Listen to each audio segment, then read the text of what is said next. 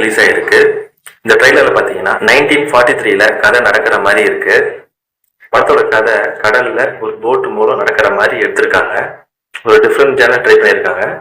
இந்த படத்துல Yogi Babu, Gowri Kishan, MS Bhaskar, Chinni Jayant, Madhumitha, Sam's, Shara மற்றும் பலர் இந்த படத்துல நடிச்சிருக்காங்க.